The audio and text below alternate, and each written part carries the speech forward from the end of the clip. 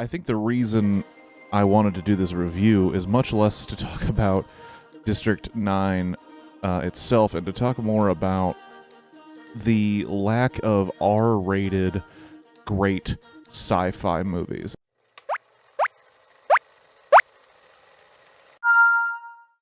Hello and welcome to Blockbuster Review. If you don't know what that is where I play a single game of Tetris Marathon and try to review a film before the blocks reach the top or until 150 lines.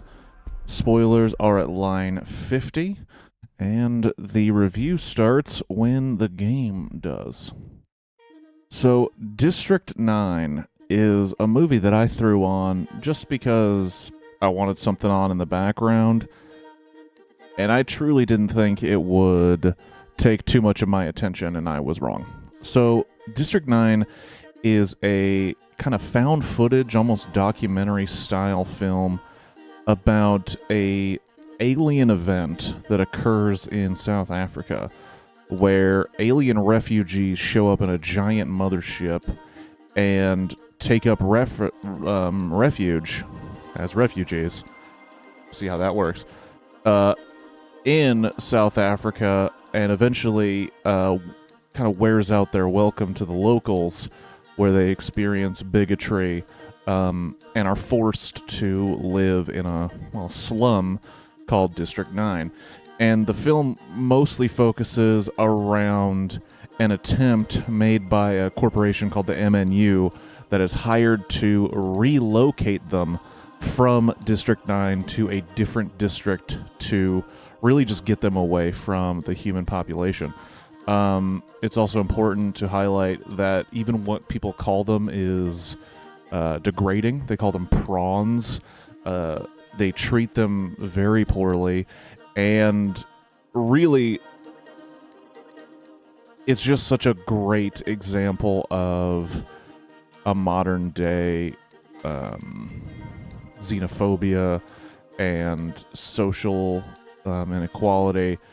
And I guess I'll start by just saying that I feel like this movie is slept on. It came out in 2009? 2009? Yeah, 2009. And I feel like we don't talk about it enough.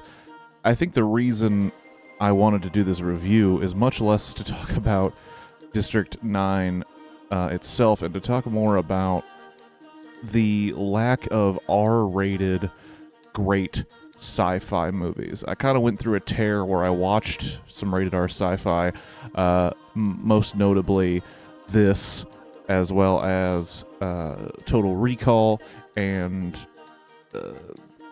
the first RoboCop, and it really kind of highlighted for me that some of this hard sci-fi can get into these gritty thoughts and these interesting psychological and philosophical ideas, while also being super rad with just gore.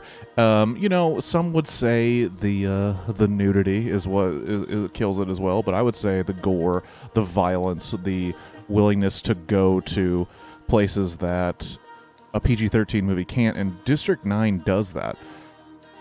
To get into the story a little bit, a pencil pusher named Vickis Vanderweer, I can't say his name. He is the head of this project from this company to relocate these folks, and it's a dangerous idea. District 9 is a dangerous place. The folks who are there don't just want to leave. They're literally being relocated against their will, and it's been put into the hands of this dude who, it turns out, it's the head of the company's son-in-law, and it even implies in the movie subtly that Vickis, I feel like I'm going to say all the names wrong. It takes place in South Africa, and I feel like if I make any other attempts at names, I'm just going to ruin it. But it's implied that his father-in-law intentionally gave him this because he knew it would be a shit show, and he knew it would turn into a giant clusterfuck, and he could use this as an excuse to maybe get rid of him or maybe get him farther away from his daughter. But what ends up happening while they're relocating people is he comes in contact with this fluid that another character, Christopher, who is one of these aliens, is looking for, and the fluid actually mutates Vickis and turns him into part alien. And one of the things about this movie is tons of different people, from a slum lord to the head of this company, are trying to be able to use alien weaponry, which is biologically linked to the person using the weaponry. So they see Vicus now being able to use this weaponry, and they see dollar signs. And in a crazy scene, they have him testing these weapons against his will. He ends up shooting a innocent alien.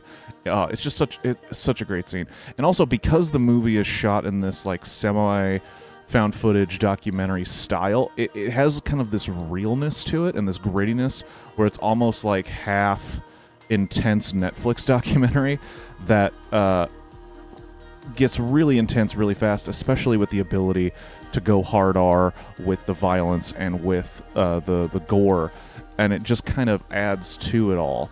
We're way past spoiler territory, so as he's turning into a mutant, well, not a mutant, an alien, this alien convinces him that if he can get the fluid from the company that was getting ready to cut him open, he can turn on the mothership that has been looming over the sky ever since they showed up in the 80s, and he can heal him. He then reveals that he could heal him in about like 5 years, and there's a whole clusterfuck. It cues up some awesome action scenes, and eventually Vicus helps this alien character get off the planet, and then the movie sets up for a sequel, because now this character Christopher is off planet. He has taken the mothership. All the humans on Earth have no idea where he went, but we still have all of these aliens that are still on the planet.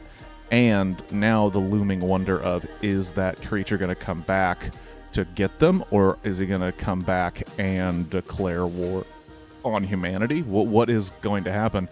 And that's what makes me think the movie is really slept on, because a sequel is like baked in for this movie, and I don't think we're ever going to see it. And I don't know if that's some work from the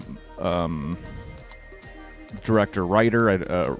I don't know if there's some other rights reasons why it's not going to happen, but it just seems like a movie that should have been made by now. And now it's almost like maybe too much time has passed and it's left all of our minds, because it's not like Avatar where you can crack out another sequel to that because everybody remembers Avatar. A lot of people, I think, don't remember the rad movie called District 9, and when District 10, if it ever gets announced, happens, we're just going to be like, what is this? District 9, I believe it's on Hulu right now. Check it out. It's super dope and worth your time.